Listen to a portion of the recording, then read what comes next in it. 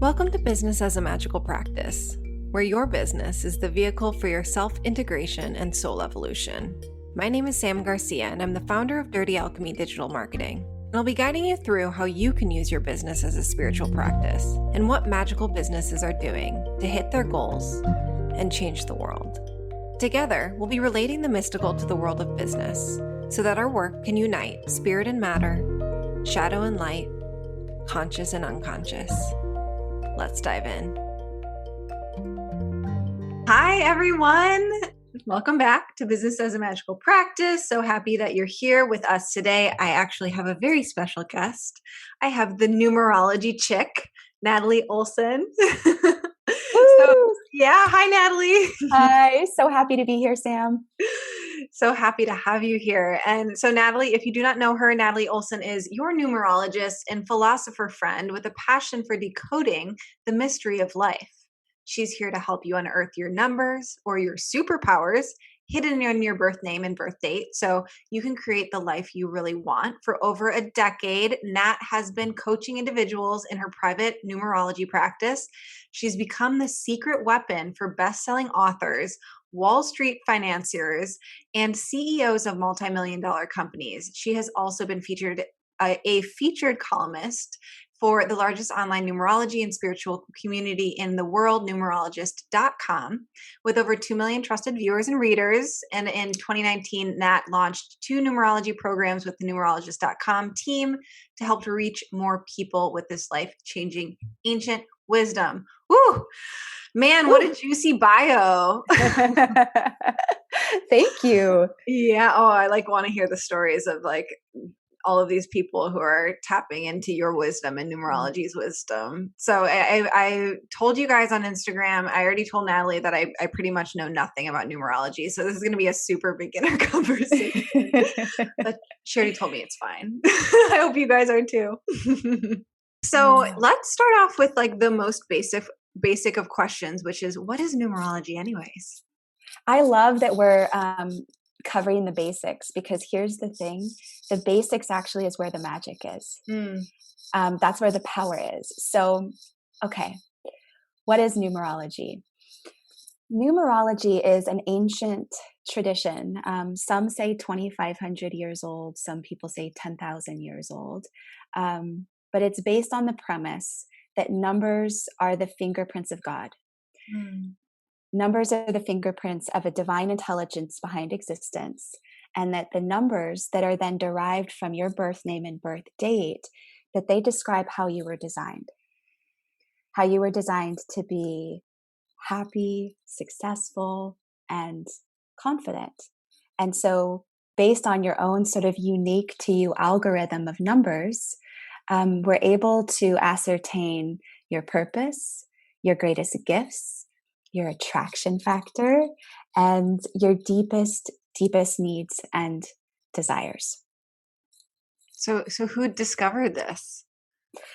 Well, that's okay. So that's going down a rabbit hole.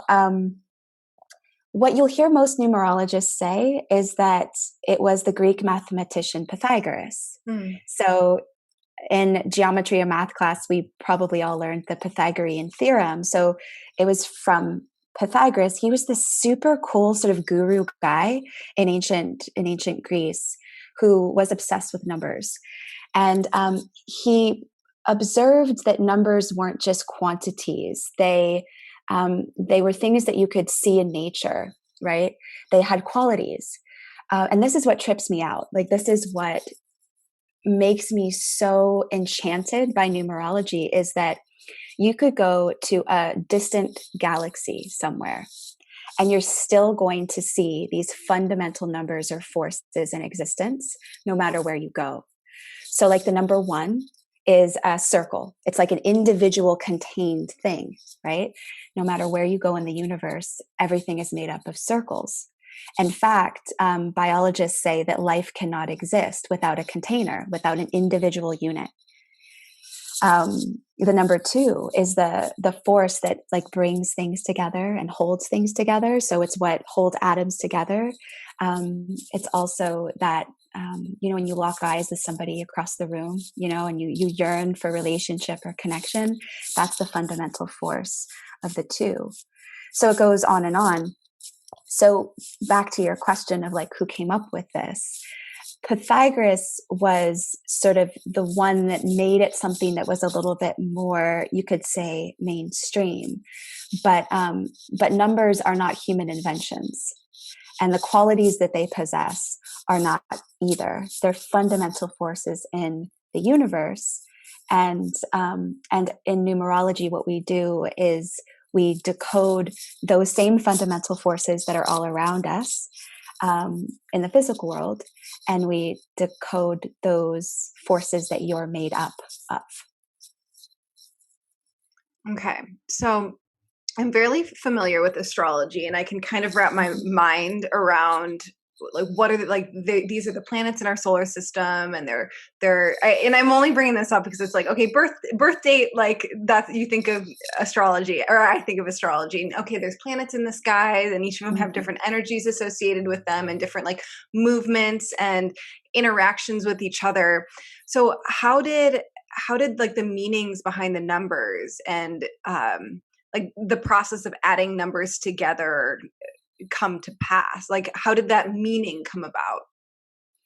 Where we're using the birth date and the birth name? Mm-hmm. Yeah. Well, some say that it really got its heyday, like where it really started to develop momentum in the 1950s, where the first numerology books started to pop up and show up. But they based it on the ancient work of Pythagoras. And so the idea was this. The idea is that numbers are fundamental forces in the universe, and that our birth date is no accident, and our birth name is no accident, so that these patterns exist everywhere. And so then if we took the moment that we're born, we're able to ascertain exactly in that moment, that date of when we're born, we add it down to a single digit, that it's not a coincidence, that we're able to decode your purpose in that moment, your mission when you were born, right? So very similar to astrology, like in that moment, all of the different fundamental forces in the universe were in a particular pattern, and that pattern affects you, right? And then the same with the name. So there's a lot of ancient cultures that believe that the name giving process is a sacred one.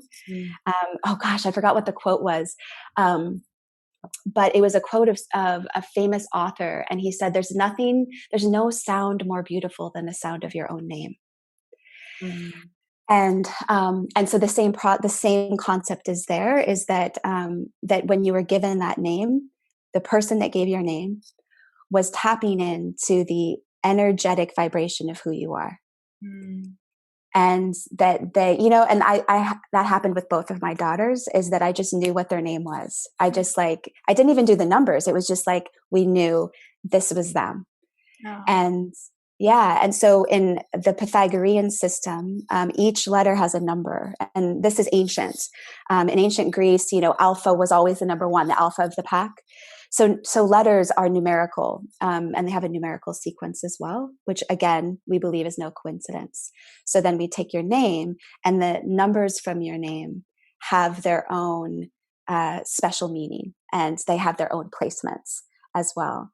So it's that ancient concept of the microcosm, macrocosm, right? It's that everything's interconnected, and that it's no coincidence that your name is Sam.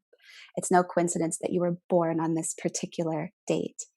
And the accuracy of this was so incredibly uncanny that I had to abandon my traditional career to step into this work.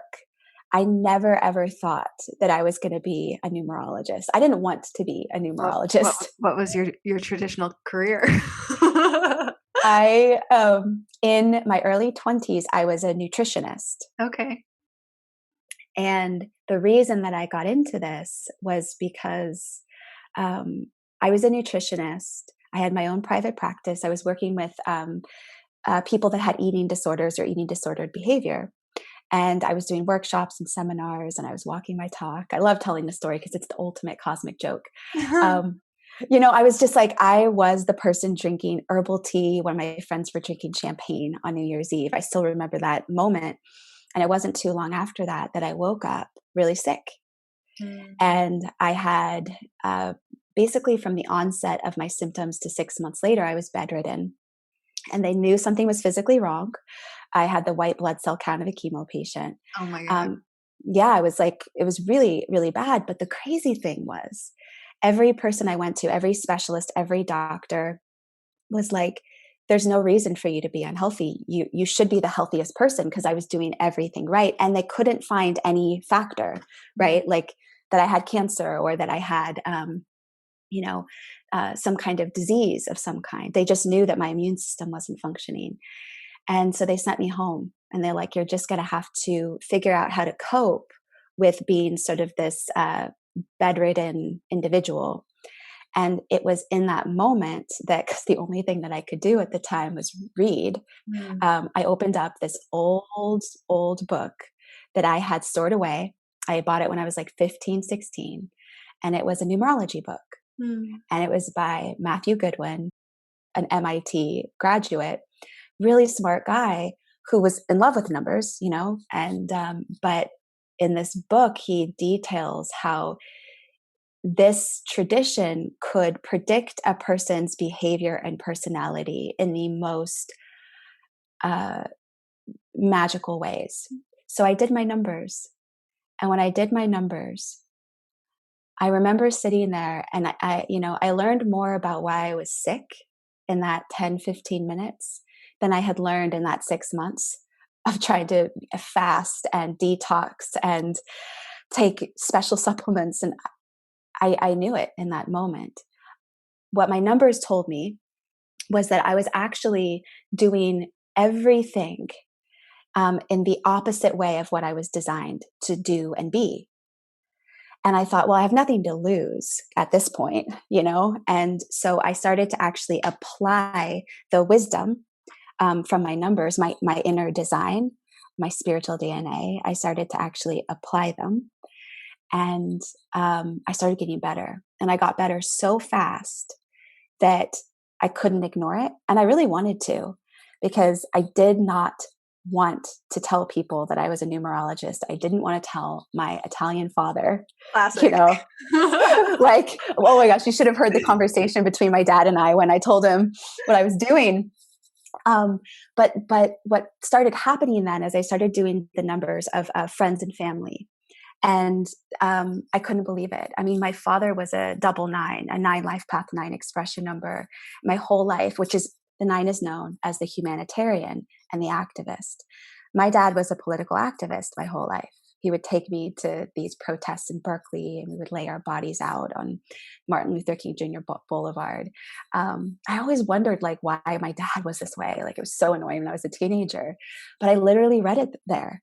And it was incredible. And then I did the numbers of my sister, and it was the same thing. 6 life path 6 expression number, the caretaker, the mother, the caregiver. She had spent her whole life trying to create a stable and safe home and create a stable and safe family. So I just did all of these numbers, and then obviously my own transformation. And I went, wow. I thought I was spiritual before. Like I believed in general that there must be some sort of higher power, but it was where I actually was starting to rub shoulders with something. I felt like there is a divine order, a divine intelligence behind existence, and that numbers are one of the languages that this divinity uses or has seeded to help us understand ourselves. Yeah, you see it so many times that people find different modalities to pretty Mm-hmm. much interpret the divine, and it's like it's because we're all psychic, and there's Mm-hmm. different archetypal ways of actually having those conversations, whether it's numbers or like straight Yes. up archetypes or zodiac, which is archetypes. But I love hearing that. But wait, I want to rewind just a little bit, because I want to, like, I'm assuming you were reading this book and it wasn't like, Number 5 needs to eat these types of foods. Like, what was it that was like, oh, was it you were misaligned in your life path? That big indicator, or you weren't, like, what was the actual specifics around that you learned that you're like, oh shit, I need to change things now? Yeah. Yeah. Okay. I'll fill you in on the details. So, one of the first numbers I worked on in myself, and it's actually the easiest number to calculate, is my life path number. So, your life path number is derived from your birth date, and you add your birth date down until you get a single digit. And this tells you what your purpose is. It's basically the longest timing cycle that you go through in your life. So, it's your purpose. Mine was the number 8. And I remember it was a moment where I was sitting there and I was going, my mouth dropped open, because the 8 is here to become a leader, authority, a CEO, right? In essence, it's about leadership, and in particular leadership in business. But the deeper spiritual undertones of this is that our challenge and our mission is around being empowered and taking our power back. At that time in my life, I was under the thumb of a couple of different authority figures, which is a common theme for 8. So every single life path has their own sort of their own dragons to slay, I guess you could say. And this was one of mine. And so actually at the time, to pay off my nutrition college tuition, I was working in sales, and it was a wonderful, wonderful job in a lot of ways. But my boss at the time was that exactly the opposite energy of the 8, meaning he would tell me I was never going to make it on my own, that I should never go out and pursue my own path. And yeah, and so I read this and I went, wow. And it wasn't just in that moment in my life. It was my whole life. My whole life. And it's very typical for 8s. The thematic is everyone else is more powerful and more capable than I am. And I'm going to give my power away to any leader, any authority that might come in my way. Give my power away, meaning fight them, try to convince them, or believe them, right? Believe that they have more power over my destiny and my future than myself. So one of the things that I started to do was I started to actually just come to terms with the fact that this was my purpose, this was my mission, and finally giving myself permission to do the thing that I had been wanting to do for 4 years, which was to completely go out on my own and start my own business and do my own thing, but that wasn't really the point. The point was the spiritual component of realizing that this was a part of my lesson and a part of my journey, was to be the CEO of my own business, my own life. That's epic. So is this, because we heard in your bio that you've worked with a lot of business owners. Is this something where you're using it primarily just to get to know yourself, or is it also something that you're using in prediction, or you're using in business decisions? What does that actually look like? Primarily, the root of this work is, and the power of this work is knowing yourself. And so when people come, and so this is what's really interesting, is that I've worked with really, really successful people that are, the top of their game, doing incredible things, people from all walks of life. But the common denominator is that people can be really successful from the outside. But if they're not honoring the way that they were designed, they're still experiencing stress, suffering, feeling not happy. And so in regards to business and success, the key here is that we have to honor how we were designed. And that when we do that, we are able to just like click into the slipstream of our genius and live the life that we know that we were meant to live. In regards to prediction and things like that, this work, this is something that a lot of people get confused about because there's a lot of numerologists out there that do use this work to maybe try to do predictions or say this is the right time to make a decision and this is not, and that kind of thing. And I don't ascribe to those beliefs. And the reason why is because I've been doing this for about a decade now, and the point of power, the people that have seen the most incredible results are the people that have primarily worked on the numbers in their core chart. So not timing cycles, not predictive elements, but basically bringing the power back to themselves and to knowing how they were designed, learning how to honor it and advocate for it in real life. And regardless of what timing cycle you're going through or what's going on in the world as a whole, these individuals that do that, it's almost like they've got this like secret power on their side.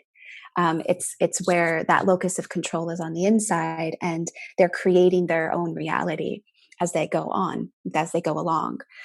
I think that's what one interpretation of your core chart could be, is that this is your own like unique algorithm that's describing how you create your reality or how you best rise into success, is being yourself. And I'll say one last thing about business or numerology and business.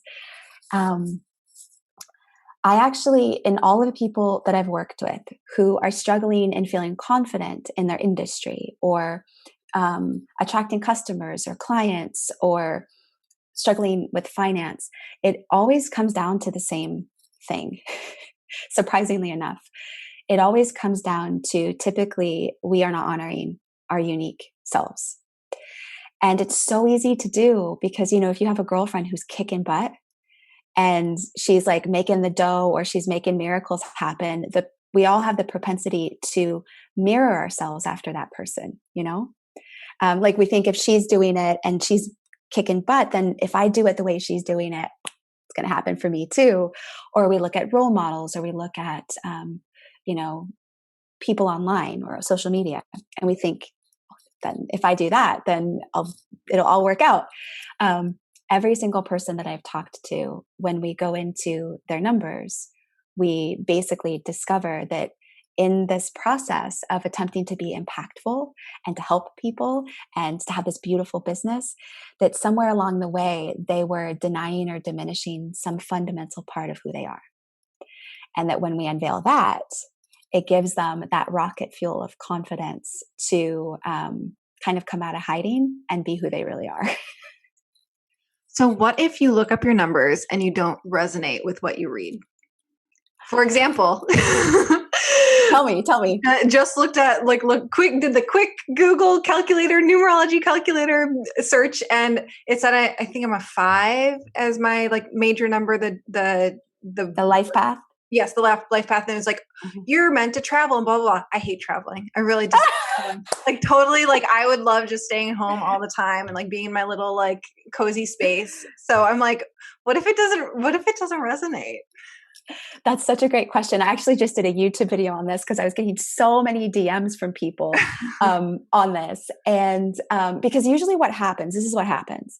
So we have like mainly 5 core numbers in our chart. Mm-hmm. And usually what happens is like when I get a client, I do sort of a diagnostic, and we will look at which numbers are you comfortable with and which ones are you like that reaction, right? And then depending on where the position is, it sort of tells us what's going on. So I would love to know what your other numbers are. But let me just first answer this question in general. I was like, while you were talking, I was like, I went to the numerologist.com and had this epic video walkthrough of, have you seen that on their website? Yes. I'm like, this is so cool. Yes. I remember my first one was 5, and my like the internal, my soul urge one 6, I believe. Was a 6? Okay. There's one in the middle. I was like, I know there's like a second one. I'm going to try and look it up really quick. Try to look it up, and I'll continue and just share some of the general stuff with your listeners, and then I want to know your expression number. Big time. Okay, so why don't we resonate with our numbers? So there's 2 answers to this that are going to blow your mind, because when I learned that I was an 8 life path, I was like, no, there's no way. Because remember, I was just saying that I was actually experiencing the opposite of that. So there's something in numerology called the law of polarity. And basically what it says is that the only way for us to become the masters of something is by experiencing the opposite of it. So what's fascinating is that one of the ways that you can assess whether you have been conditioned out of your purpose, for instance, in the life path, one of the ways to assess that is to actually go back to when you were 7 to 13 years old. Like if you think about that timeline of your life, you go back to that time in your life and you think about what you enjoyed doing. Okay? And usually what happens is when you go back to that time in your life and you think about what you enjoyed doing or what you dreamed of doing, like who you wanted to be when you grew up, usually it's directly in alignment with your life path number.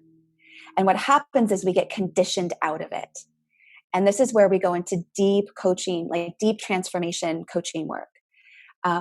Because like for me as an 8 life path, I was conditioned out of my 8 life path because I had a very, very, I love him, but I had a very authoritarian father. And so anytime that instinct showed up, right? Anytime that showed up, it was squashed. And so, so that's one of the reasons is that we're conditioned out of certain numbers in our chart because we ran into people or situations or experiences where it was seen as a burden, an inconvenience, or it was seen as unsafe. And I can tell you, my 5 life path daughter, she's 18 years old. We've talked so much about this. When she was little, like on the jungle gym, because when you read about the 5 life path, it's like the adventure, the freedom seeker. They love taking risks. It's like that kind of thing. When it's in the position of the life path, that's not always true. It's talking about who you're asked to become.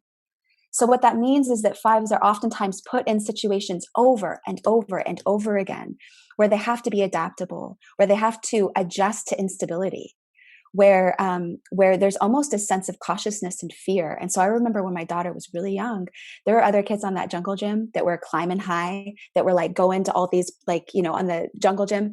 And Cammie was like shaking in fear. She didn't want to do it. She was not a risk taker. In fact, it was the opposite. She was so like, it was almost like she was so wise. She understood what could happen, right? She understood what could happen if she took a risk. And so we've talked, but the crazy thing is when I talk to her, like she might not want to, like you might not want to travel, but I could venture to guess you're a rebel. I could venture to guess that you are unconventional, that you have a desire to pursue unconventional lifestyle, thoughts, careers, professions that are very much outside of the norm from what would be the standard, right? You're not a 4 life path. Like a 4 life path is like, I want to be in an institution. I want to work a 9 to 5. 5s are like, Yeah. No, I've never worked a 9 to 5 job ever in my life because I knew I couldn't. Like, and there was a period in my life, I think it was between 18 and like 25 where I lived and like moved 20 times or something, like just like twice a year I was moving sort of thing, even though it was in the same town. So I guess that counts as travel maybe. It does. And the travel thing, the spiritual undertone of what numerologists are talking about when they say travel is that you basically, you thrive. You are offered up opportunities and success, and you gain confidence from pushing the envelope and constantly being on the cutting edge of change, right? You're like 5s are possibilitarians. They're always like, they're the ones that show up and they're like, yeah, but what if? Like, like, oh, but what if? Like, what about this? What about that? There's always that progressive, open-minded, like mentality.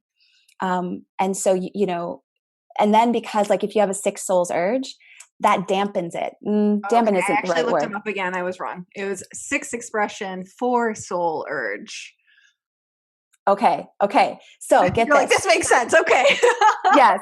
So this is really cool for your listeners too, because when sometimes people look this stuff up, they can get really, really confused. And it's actually one of the reasons why I really enjoy doing these interviews. Mm.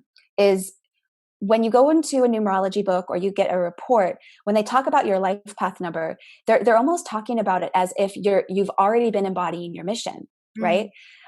So the traits that are there, freedom seeking, love, travel, life of the party, those are things that will only show up should you be honoring your mission. So your life path number is your mission. It isn't who you are.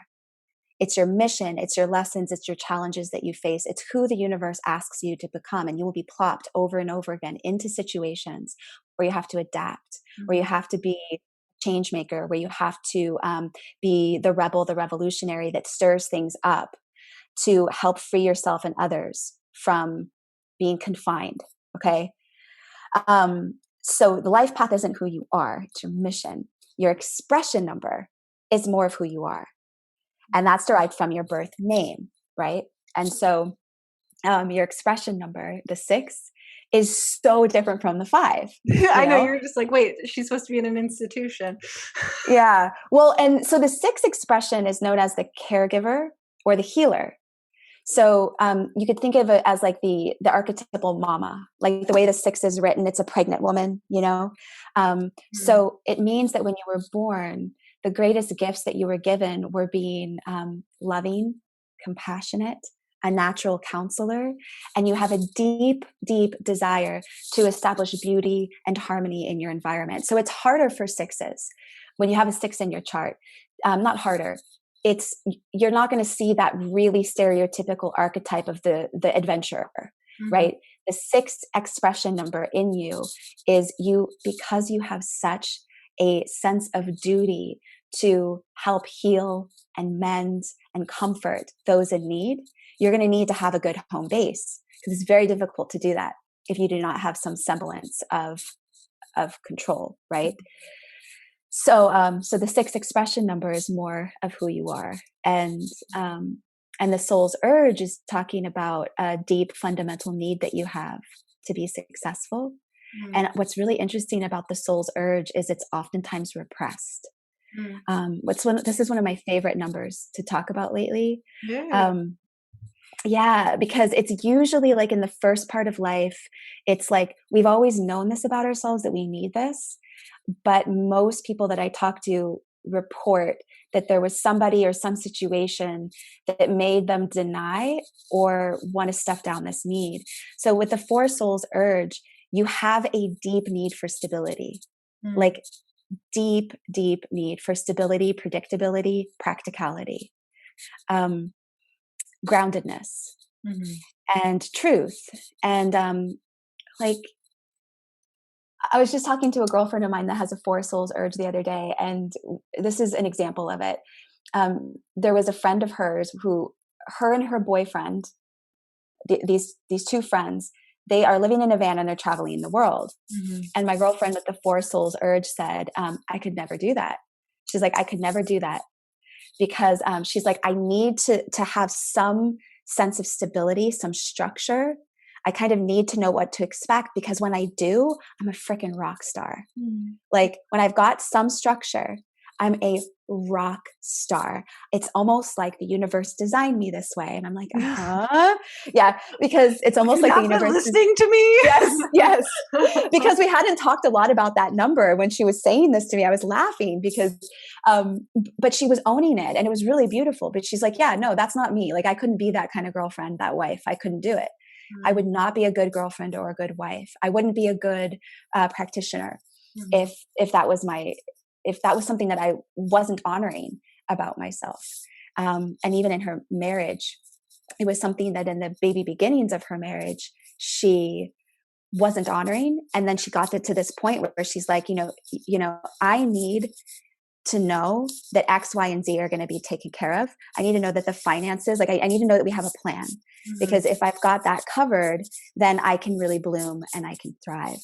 So, yeah, so all of this to say that all of these numbers in our confidence code is what I call it, the core numbers of You our said there were chart. 5. Can you just go through what the 5 are? Yes. So there's the life path, Mhm. the expression number, the soul's urge or heart's desire number, Hmm. the personality number, and then there is the day number, your birthday number. So that's like the day that you were born. Like I was born on September. Mean. It's so the life path and birthday number are kind of linked because those are from your birth date, and so they're talking more about the things that you're going to face, the lessons and the mission that you're going to face in your life. So, what day were you born? What was the day of the month? 13. 13. So it's a Okay. 4. Oh my God, 4. We got another 4. Okay. So cool. Okay. So basically, this is like it's telling us that one of the ways that you are going to embrace this mission of being this freedom seeker, this revolutionary in your industry, is actually via the 4. Mm. So it's that you are going to be. It adds a tone of. How do I want to say this? Because I don't know much about you, but. There is a tone of your mission that is about being practical. It's about being grounded. Mm-hmm. It's not just about believing something because somebody tells you. It's about wanting to acquire the tools, the practical real life tools that produce results versus just ethereal and esoteric, or just ideas, if that makes sense. But because it's a 13, there's this other thing, which is that sometimes you might feel like on your journey, you face obstacles, like you feel like you might face more obstacles than others, like boulders, right? It's like, oh, a boulder, there's another boulder. And that actually, this is a gift. It's actually a gift because you are going to help other people. You know, the number 5 is the number of promotion too. Like promotion, like going up, or promotion like selling. Okay. Yeah. So anyway, I just thought of that. It's because there's so many facets. But anyway, what this 13-4 means is that the universe might place on your path things that seem to be obstacles to embracing this mission of being this freedom-seeking adventurer. But those obstacles are actually helping you extract fundamental tools that you need to help others free themselves from being trapped, being confined, being stuck in limitation. Because that's what the 5 is all about. It's this mission of freeing yourself and others from drudgery and stepping into making life a grand adventure, basically. That's epic. How fun. Oh, man, it's like, it's so funny because I'm like, I want to have her keep going, but this is not the best use of listeners' times unless they just want to get to know me. So let us move on from me. And I think that's so cool, and it brings a lot of different shades and facets to getting to know yourself and the direction you're going. And I know that right now a lot of people are awakening in these times, and people losing their jobs and being like, well, I guess this is an indicator to actually pursue my dreams, or like, I want something super meaningful, but I don't exactly know what that looks like. So it seems like this could be a really great tool in those instances, and also in making people who are already successful go in more, feel like they're more in ease and flow. Is that right? Yes. Okay, beautiful. And can you please give us some transformational client examples? Oh yeah. If you're allowed to, you can make them anonymous. Yeah, gosh. Okay. I'm just thinking, I want to think of some recent ones. So I was just working with a woman yesterday. She is, oh God, I'm just kind of in love with her because she's a phenomenal executive coach, and she's been working with me for about 6 months. and working on her confidence code. She was already incredibly successful, but was feeling a little bit stuck. And one of the things that we do is we do a diagnostic. So I look at a person's chart and I share each of these different aspects of who they are. And one of the numbers in her chart was not getting love. She wasn't accepting this part of who she was, which for her was the number 3 expression number. And so we worked a lot on this 3 expression number, which is it means that she has this gift of being this joyful child, this imaginative, sparkly, joyful child, massive creativity and these kinds of things. But really the fundamental factor is joy. So we focused on feeding this part of herself, honoring this part of herself in a bigger and better way. And we just talked yesterday, and she's like, couldn't believe that she said this. She said, "So Nat, what do you do when you've manifested everything on your vision board?" Like, oh my God. I was laughing. I was like, celebrate. yeah, celebrate. I was like, well, you put new stuff on. And she's like, yeah, that's what I thought. But she, I think a lot of us that are in our spiritual journey, we've had moments where we've felt the magic of the universe. We've felt the magic of synchronicity. We've felt like, oh my gosh, this unexplainable thing happened. But it's hard to sometimes recreate that. It's hard to make that feel like a flow process. But what she really saw was that by simply honoring the way that she was designed, by being herself, giving herself permission to be that, she was able to intentionally create that experience of manifesting the things that she desired and the things that she wanted, to do it intentionally versus sort of by accident, Yeah. So that was just one recent that happened yesterday. It was amazing to just hear her say, my gosh, I'm seeing the correlation between being myself and doing the inner work to honor these aspects of myself, and then seeing these things happen. It's really cool. There's nothing more magnetic than knowing yourself, learning about yourself, and then actually liking yourself, not just loving yourself, but liking yourself. So I love that. That's well said. That is that's the secret. I mean, it's so simple that I know we're like, what? Really? Isn't there a 20-step process to manifestation? And it's honestly this. It's that knowing yourself and honoring yourself. And I think with a lot of my clients, the success stories, most of us stay stuck in the knowing ourselves step. We're lifelong learners, and it's so cool. Like, I'm an Enneagram 1 and I'm this and that, we know all the things. But very few of us really invest that time and that energy in honoring ourselves and advocating for the truth of who we are in day-to-day life, like in our marriages, our relationships, our friendships, in our industry, in our career. And that's really where all of these magical things happen. I had a client who, I think she was earning at the time $80,000 a year, and she just did this work of honoring these numbers. She was an 8 life path.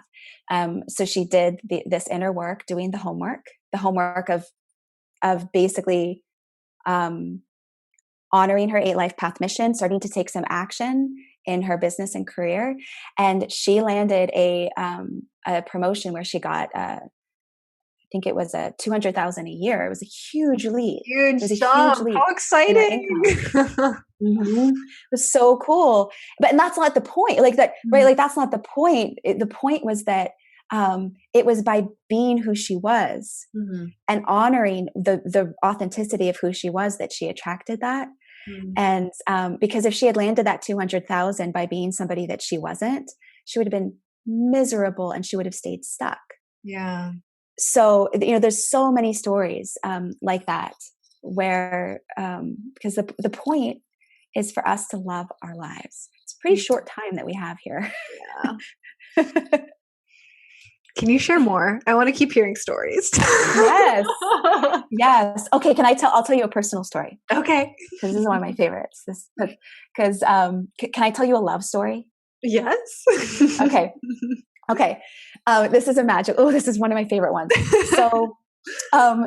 So I went through a really, really, painful divorce. I had been married for 13 years, went through a painful divorce, and I was like convinced that I was never going to open myself up ever again. Because at that time, I have a 2 hearts desire number, or a 2 souls urge in my chart, which is our soul's urge is massively important in relationships, because it's telling us this very precious need that we have inside, and that if we don't get it, that we're never going to feel loved. And so the 2 hearts desire, 2 souls urge for me is this deep need for a best friend connection. Not everybody needs that. Like my daughter is like, please, she does not want that at all. And that's the 5 life path a little bit, but she wants a lot of space. She doesn't want a companion, best friend all the time, but I do. Like, that's how I am. Anyways. So, have this really, really painful divorce and breakup. But I look at my chart and I'm like, okay, if I'm going to have a successful relationship, I know that it is going to be reliant upon me being who I am, me honoring the way that I was designed, and to quit diminishing myself or letting other people diminish me or make who I am wrong, right? So I sit down and I write out what I know I need and what I know I want. And a lot of these things, again, are based on my numbers, right? So I write all of these things down, and I start dating this guy. And a friend of mine was getting married. I invite him to the wedding. It was it was a hippy dippy trippy wedding. It was like, this guy was a cowboy. I was like, I don't know if he's going to vibe. And so we go to this wedding, and one of the things that they had us do is we took these little river rocks, and we were supposed to write down on the river rock the greatest gift that we wanted to give the couple, the bride and the groom. And so at the end of the ceremony, we were then asked to stand in a single file line and then put that rock at their feet, at the bride and groom's feet, speak it to the whole room, and then walk away. And I'm like, my date is not going to do this. Like, he's not going to do this. But lo and behold, he gets up. He walks up there, 6'1" cowboy, like totally, like everybody's wearing flowy clothes and like there's hippie music playing. And I was just like, it's like, I can't believe he's still here. And he walks up to my friend Ben, and he looks him straight in the eyes, and he says, I give you the gift of honor. And he puts it down at Ben's feet, and he walks away. And I swear to God, like, I almost started crying, because one of the things that I put on my list that I absolutely needed to be a healthy partner, a healthy wife, to be loved, was I needed to be with somebody that was honorable, right? True to his word. And I wrote down all of these things that I never before in my life had given myself permission to honor, because I didn't, at that time when I was 19 and I first got married, I didn't know myself, and I didn't know that it was okay to want things that are different than other people. I didn't know that that was okay. And so that man ended up becoming my husband, and we now have this precious little 2-year-old, and I'm phenomenally happy. I never thought that I would have a best friend for life. I didn't think that it was possible. And that's one of my favorite stories to share, because honestly, we will know these things about ourselves in private. I had said this to girlfriends of mine for a long time, that I had wanted this kind of quality. I wanted this experience, but actually writing it down and actively honoring it, like coming to terms with it ourselves, is where the transformation happens, and it's where the miracles occur. And I don't think I would have manifested him if it wasn't for this work, because there still would have been that part of me that's like, no, I don't need that. I don't need that. I'm an independent woman, and I am. And my inner design has always been that I really thrive with somebody that shares the value of deep, deep best friend partnership. Hmm. There's so much magic in like actually allowing yourself to want what you want. Isn't there? It's just, wow. Yeah. I love your love story. Thank you for sharing. You're welcome. I hope you got a cowboy wedding. A Yes. super hippie cowboy wedding. Oh my gosh. Yeah. And I could just go down that rabbit hole, because love is like, compatibility is so fascinating, and knowing his numbers has been so incredibly helpful. And it's such a tool to use to fall in love with ourselves and fall in love with other people, but to make sure that we're advocating for our best lives. That's key. I love that. Thank you. So something that came up for me is just like a random thing. I love it. You said that you got divorced after 13 years, and I actually know like at least 5 other women who got divorced 13 years into their marriage. And I'm now like, wait, we're talking about numbers right now. Is this a thing? Well, I know, like, have you ever heard of the 7-year itch? No. So in some psychological research, well, there's something called the 7-year itch, where if you've been with or married to somebody for 7 years, it's usually where some issues show up. And It's I the think Saturn cycle. I didn't know that. So I don't know a 7 years, lot of. yeah. Uh-huh. Okay. And so in numerology, the 7 is about, it's basically about like deeper meaning and diving deep into truth. And so usually what happens at that 7-year itch is basically it's like a reinvention point. It's kind of like, if you haven't been investing true depth and true deeper meaning, if you as a couple are not elevating your partnership through something that's bigger and greater than you, you might struggle. And so it's really good to know that that's what the 7-year itch is usually about. It's usually about just like a crisis of meaning, and you need to kind of come back together and focus on values. And the 13, usually what happens with the 13 is that it's around obstacles. Now, obstacles can strengthen a marriage, but usually what it will be is like, if this is just a random guess, but my random guess is that for a lot of these women in their marriages, there were big, like life off, like loss of a job, death of a loved one, disease, like stuff like that shows up. And that if the marriage wasn't on a solid foundation, right, then the 13 will just smoke out that lack of stability. Thank God. Right? Because thank God, because you don't want to keep on going on something that is on a shoddy or diluted foundation. And so it's not that the 13 causes a divorce, but it's just that it's an opportunity to see whether you have a good foundation. Dig it. Yes. Brought you your cowboy. So I want to see pictures. I do. I'll send you. I want to see pictures.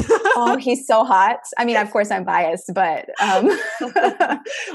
we met rock climbing, and I'll never forget it.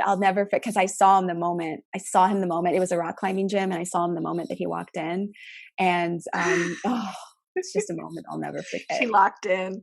But I love love. And it's another thing it's another really important area of fulfillment in our lives. And if we are not honoring who we are, it's really, really difficult to feel loved or to feel that we're in a healthy partnership. Yeah. Well, I see it so much like I do business, where business is such a playground for going through these spiritual evolutions and journeys and learning yourself and learning how to interact with life and other people. And I think there's so much to go through within a relationship where we have just so much agency to affect the other person and like bring out the best or the worst in other people. And like, it is, you know what it is that if we how do I want to say this? One of the other, I just did a video on this too. One of the other things that is a common misconception, like when I was dating, I was so scared of failing again and being hurt again that I remember when I would date somebody, I would like try to look up their zodiac sign. And I wanted to see, like I was, oh God, but I wanted to see like, as long as I get all my ducks in a row, I'll be safe. Right. So as long as they're the perfect zodiac sign or the perfect numerology numbers, I'm not going to get hurt. And to your point, the point, like you can get the most phenomenal person with you. But if you don't know yourself and you're not advocating for yourself in the baby beginnings of it, you're going to run into really big problems. So I manifested a guy when I was dating that had, according to traditional numerology, had all the right numbers. Like I was so scared that I even wrote out, I want a guy with this life path, this expression number. Like it was ridiculous. And I got him. The first guy that I dated after had all the exact same numbers I wrote down. It blew my mind. I called my girlfriend. I'm like, oh my God, he's here. Like I was just like so excited. It turned out, and he was lovely. Like he was wonderful. But because I had written down those things of what I needed to be honored, what I needed to be healthy. I remember on our third date, it was like, oh my gosh, he doesn't even check the first one off the list. Like the number one thing that I need, being true to your word, being honorable, he could not give me. And but he had all the right numbers, right? So I really, what I'm trying to get the word out that I've coached so many people who have quote unquote incompatible numbers, who have the most incredible marriages and relationships. I've coached people that have compatible numbers and it's Jerry Springer. That kind of stuff doesn't matter. Really, the point of power is in what we're talked about today. It's in knowing yourself and honoring yourself, especially in the baby beginning, so that person that you're interacting with, they know exactly what you want and need, and that they then can assess whether they can provide that. And that's really where the magic is, you know? And so hard for women usually, because we usually have like less of an, like, even like a hard attachment to our ego, or like attachment to our identity, because we're like brought up to be people pleasers essentially. Yes. So then when you get into a relationship, like how many women do you know, like I've definitely gone through this so many times, but how many women do you know who like just like suddenly they spend all their time with their boyfriend and their boyfriend's friends? They stop having their own hobbies and relationships and start doing all the things that the dude or the other person in the relationship are into, just because. And then suddenly I've heard that like there's a 2-year thing too in a relationship where that's like a common thing, because you're suddenly like, I'm in this union, but am I like actually an individual in this thing? And do I actually like myself? Am I myself at all in this thing? That's so good. And you know, what's interesting is one of the things I would say numerologically speaking would be that if it's like the 2-year itch, you know, if it's like that 2-year and things come up, it's usually an indicator that you are not receiving the fundamental nutrients that you need. And usually we don't receive the things that we need, not necessarily because the person can't give it. That's the second step. But the first step is because we don't know. And we don't know it and we don't communicate it, right? Because the 2 is also like a really important number around kind of actually being able to receive it. Like being able to somebody's giving that thing to us that we can just receive it. So yeah, that would be kind of a cool course. It's like, you know, like when you have a relationship problem, like what year it's in, like what it might mean. That'd be kind of a cool course. But, there should be an infographic on that. Yes, there should. Well, and like how many women are isn't it like, it's a classic thing that women are so upset that their partner doesn't give them the perfect gift when they could have just told them what they wanted, because they were already clear. I did that 4 years ago to Nick. Yeah. Oh my gosh, I still remember it. And he was so confused. I was like, I don't need anything for my birthday. Like, I'm fine. And then he didn't give me anything for my birthday. Well, he got me flowers, which was beautiful. But I remember it was a comical moment. You were so disappointed, weren't you? Yes, I was. It was so funny. And that's the thing. That's the thing that's so important, is to know these things, honor these things, and then in relationship be like crystal clear communicating them. Yeah. Yeah. Yeah. No, I've given my husband Amazon lists. I did that for Christmas. Anything from here, I would love it. Yes. That's so awesome, Sam. That's great. No, I've heard stories of women who are like putting things on their refrigerator of like, this is where it's from.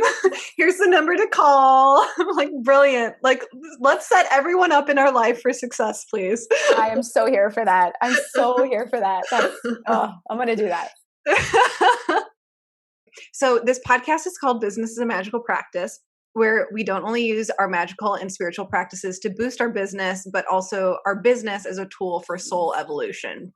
Can you tell us how you use your business for your own spiritual development? Oh, yeah. Wow. That's a really good question.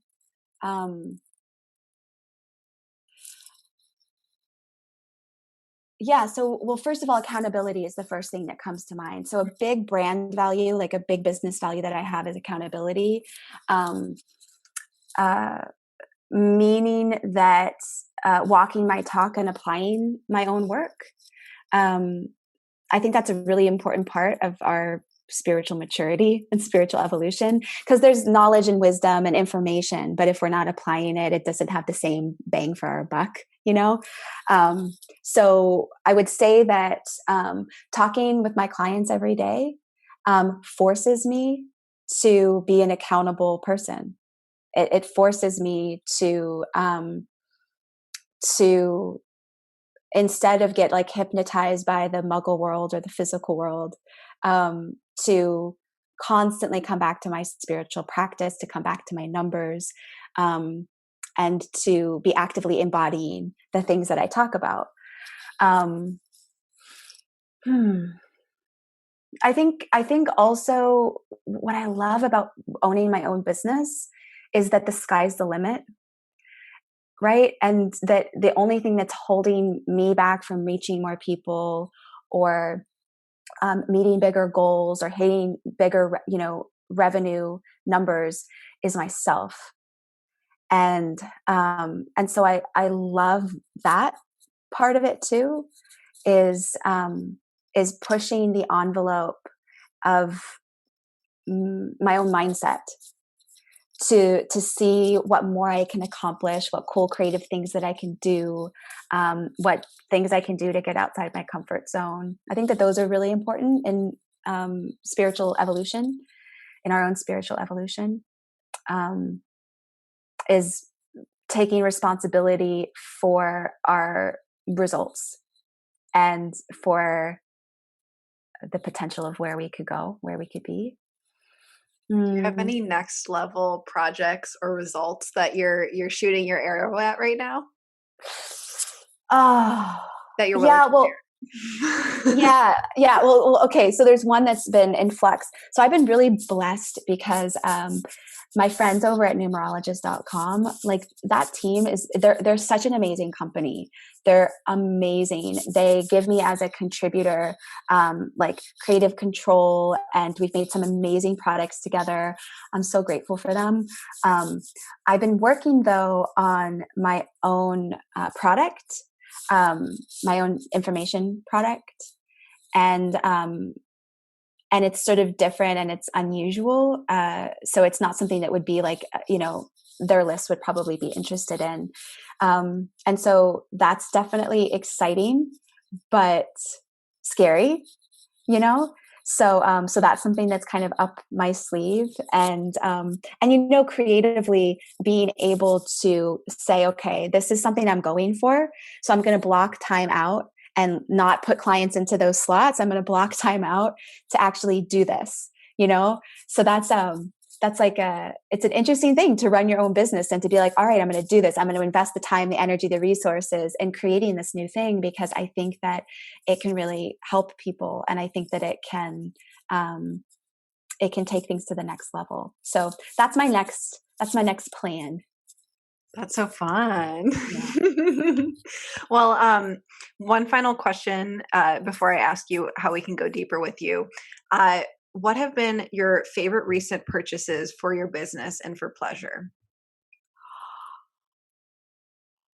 Yeah, that's really good. My favorite purchases for my business, and then for pleasure. Hmm. Well, always, my favorite thing is getting coaching from other coaches. So making that purchase or investment. Does that count? Totally. Yeah. Yeah. That's one of my favorite things.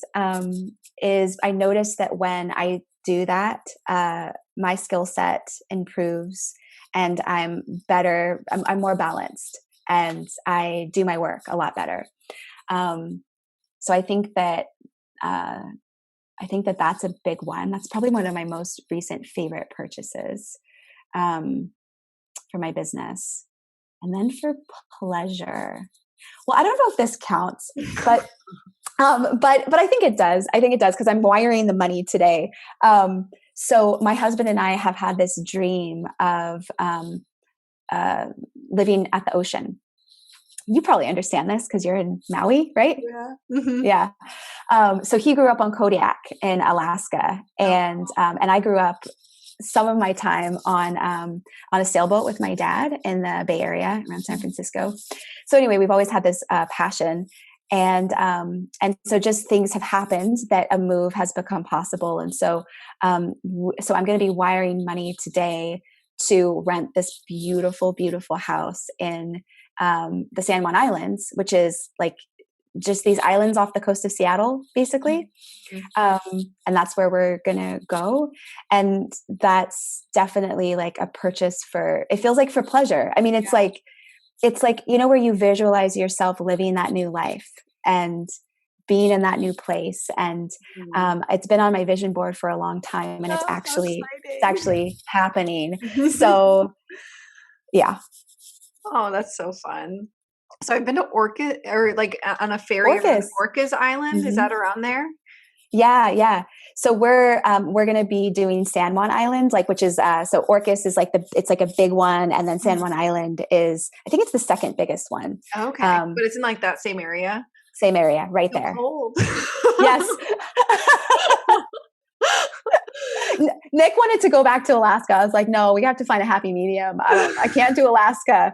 But it's known those islands are, I forgot what it's called, but they actually don't get rain. So it's like, there's like this little spot, like Seattle is known as like a lot of rain, but the islands for some reason, just because of the way that the topography is it's sort of in, I forgot what it's called, the shadow, or it's something where they don't get the rain. So I'm excited about that. Yay, I'm excited for you. That's so cool. Thank you. Okay, so where can people find you online? How can people work with you on different levels? Tell us all the things. Yeah, so my website is thenumerologychick.com. And I also am over on Instagram, and my handle is numerologychick. So people can find me over there. So I've got so people who are on a budget, I have free resources. So I've got a podcast where I just upload forecasts for each month, numerology forecasts for each month. On Instagram, I provide a lot of free content. I have a YouTube channel as well, where I upload one video every Friday morning where you can learn about your numbers, you can learn about numerology, and dive deep down the rabbit hole with me over there. So those are all just like free resources for people. And then if you go to my website and you go to the Work With Me page, there are links to book a one-on-one session with me where you can learn about the main numbers in your confidence code. And really the bulk of my work with my clients are the long-term programs. So I have like a 1 month and an 8-week program where we go into every single number in your chart, and we give you homework. So you go out there in the world, you honor it, you kick butt, and you see the miracles happen from being yourself. Thank you so much. This was so fun. And thank you everyone for listening. Do you have any final wisdom or things to share that you want to leave us on? gosh. Just that there's nothing wrong with you, and that when you learn about your numerology chart, you'll understand that the things that you thought were weird or burdensome about you are actually what make you special. Love it.